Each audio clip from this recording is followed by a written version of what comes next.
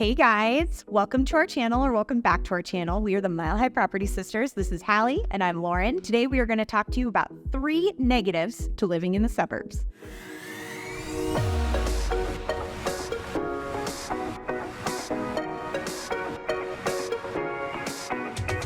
So we're going to dive right in. Number 1 negative is a dependency on having a car. Low walkability. Yes, definitely low walkability. If you live in any of the Denver suburbs, I mean, things are close. Don't get me wrong. Yeah. You can go to the grocery store in like 2 to 3 minutes. Yes. But it would be a long walk especially if you're carrying groceries or anything like that. Definitely. Yeah. So most places in the suburbs, you just have to have a car. Yes. Colorado public transportation is not great, especially out in the suburbs. You have to walk to the bus stop. The bus stops are very few and far between, so you have a long walk. And then you have to take the bus to the light rail. Correct. You have to switch trains, and it's a whole thing. Yes. For me, the nearest light rail to take you to downtown, so that is our train station. It's called RT Light Rail. I'm in Highlands Ranch. The nearest center to get on the light rail or the station is under 10 to 15 minutes, depending on traffic. So if you have a car, that's great. Right. But the bus takes significantly longer with all of the stops to get you there. So it's a little bit of a trek. Yeah. And I mean, we've lived here our whole lives, and I've never been on the RT bus. Yeah, I've never been on the bus either.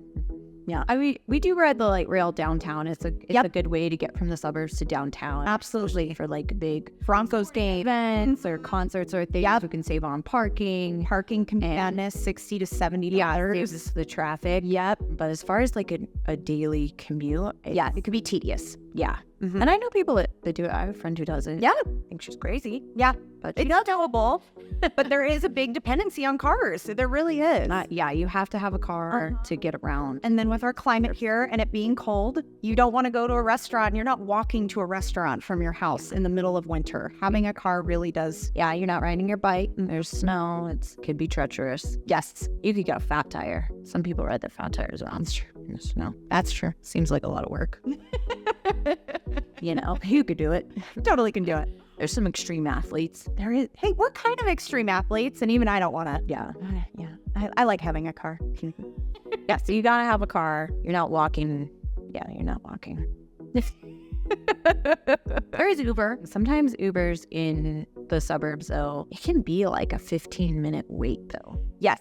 Sometimes it's 3 to 5, and then sometimes it's 15. Yes. And they cancel on you halfway through, and they have to find another driver. Yes. So you never really know what you're going to get, but Ubers are pretty reliable. They are. In the suburbs. They are. Uber and Lyft. We have both here in the Denver area. You can get Uber and Lyft almost anywhere in the Denver suburbs. Yeah. So definitely. Number 2, downside to living in the suburbs is there is really a lack of diversity. Yes. In a lot of aspects. And culture, I would say. There's not a ton of unique restaurants or a lot of chain restaurants. So you really are lacking that kind of diversity in your dining experience. So a lot of times for me, I'm in Highlands Ranch, which is a very big suburb, a lot of families. And I typically will drive the 15 minutes to downtown Littleton, where there's a lot of super unique restaurants, a lot of diversity, really eclectic foods. Yeah. So it does lack that. Yeah. So there's just a lack of diversity. When you go into Denver in the city, there's all kinds of real, authentic Mexican restaurants. Like Larimer Square. Oh, I love Larimer. Yeah. They have the coolest restaurants. There's some really good Indian food. And Thai food. Wood-fired pizza. And all kinds of different, diversity things. Yeah. Greek food that's actually owned by Greek people, but in the suburbs, you don't get that now. We've got, Red Robin. We've got Lazy Dog Cafe. We've got Old Chicago, which are great. Honestly, the food is good. But if you're looking for a little bit, something a little fancier, something different, you may not find that. We've got Chipotle, we've got Chick-fil-A. Yeah, we've got all those good things. And you don't have a lot of restaurants with a really good, different atmosphere. It's, again, like Lauren said, it's chain restaurants. They're all kind of cookie cutter the same. Right. Well, and with that, if you're single and living in the suburbs, there really is a lack of nightlife. A lot of different, There's not a lot of venues to go to. There's not really concerts in the suburbs. You can find a little like niche spots. It's hard. It's definitely harder as a single person living in the suburbs. It's definitely harder to meet people organically. Yeah, it's tough. It's hard to meet people organically. And, you know, when I do go on dates, I'm normally traveling to somewhere else. Yes. Because, you know, you don't want to go on a date to Applebee's, the Olive Garden. Sounds hot. I mean, you know, not a first date. Maybe like the third. Yeah. But yeah, that's, you know, it's definitely a downside. It's not the city nightlife. Yeah, no. You got to travel a little bit of a ways. I mean, to downtown Denver from Littleton, you're looking at a 30-40 minute drive to get to some nightlife. There's DTC, Denver Tech Center. Again, They're still kind of the same. I mean, there's some restaurants, but the nightlife is not. well, it's more for like daytime. Yes. Or like, you know, business Meetings. It's not like there's not like lounges, right? Places and that's still easily a 20-minute drive. Yeah. So it's a little bit of a trek to go pretty much anywhere if you're wanting more eclectic nightlife, venue, activities, all those kinds of things. And then kind of as suburbs have expanded, we've really grown into those master plan communities. And if you've seen some of our other videos, especially in Colorado, it is all the homes, and, you know, it's kind of nice because a lot of our suburbs are newer. Mm-hmm. If you go like back east, like a lot of the suburbs, they're older houses. Mm-hmm. Out here, we have a lot of newer suburbs. Yep. But all the houses, you know, they look the same. Very cookie cutter look. Yes. Not a lot of diversity. They look very much the same. And a lot of that has to do with the homeowners association too. They really do let you choose from only specific paint colors, fencing colors. Your home has to look a certain way. So they all kind of tend to look very similar, which is great. It has a lot of positives. But yeah, it doesn't have the cute, like, unique look when you drive through like an older neighborhood. Yes. Or the city neighborhoods that have, you know, the old Victorian houses or the bungalow houses. Yeah. And cottages. The Tudors that have been redone. Yeah. It's all the same. Yes. Yeah. So lastly, a downside is 3, commute and like job constraints. Yeah. So if you have a job where you have to go to an office and that office is downtown or in a tech center or something like that, like as we were saying, your commute's going to be a good one. Yeah. And you're going to need a car. Definitely. Yeah. Our population has grown here. So rush hour traffic has extended immensely in terms of a time constraint. So if you're working in the Denver Tech Center and you live in Littleton, not during rush hour, you still have about a 20-minute drive. During rush hour, you're well over 30 minutes, maybe 40, depending. So that definitely puts some time constraint into your life, and you have to plan for that. If your job is downtown, my husband worked downtown about 7 years ago, and that was a very long commute for him. It took us, it's typically without traffic, 30 to 40 minutes to get downtown from our house in Highlands Ranch. It took him well over an hour and 20 minutes to get home from work when he would leave at 5.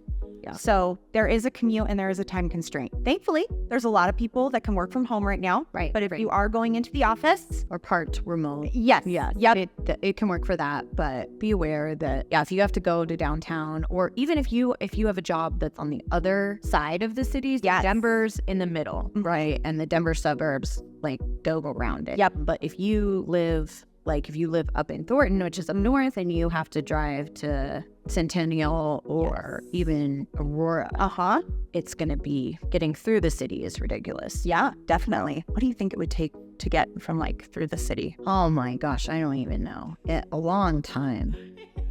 It'd be a nightmare. It'd be a nightmare. It's a long There drive. is E470, which is the toll road that goes around the city, which can be great. It's a toll road. So I don't even know how much it costs you. I feel like it cost me $10 or $15 if I were to take it from one side to the other. Right. But you will have no traffic, which is great. Yes. But it's not cheap. No, it's Even with the express toll. So if you're doing that every day, it's like $10 or $15. Yeah. It can add up. Yes. If you have to travel a lot for work, Denver International Airport, or DIA, is also very far. A lot of people, I think, have misconception. Yes. Our airport is very centrally located. It's not. It's not. It's far. Way out in the middle of nowhere. Yeah. So if you travel a lot and you live in the suburbs, let's say you live in Castle Rock or Parker, or far. It's a trek. And it is well over an hour. And if you have to drive it at all in rush hour, from the hours of 3 to 6 p.m. or I would say 7 to 9 a.m. Yeah. It's going to be even worse. Yeah. It's going to be terrible. Yes. It's just going to be terrible. Yeah. So all things to plan for. The suburbs are great. We live in the suburbs. I'm a big fan. If you ever want to come check them out, we are licensed real estate agents in the state of Colorado. And we are suburbia girls. We just want to give the truth. The truth from, we've lived here. We know the real ins and outs. Yes.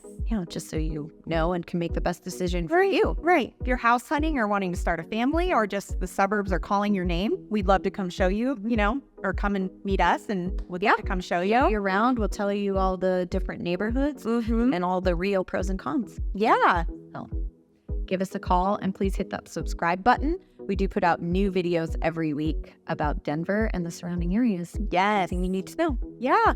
We hope to see you guys next time and thanks for joining us.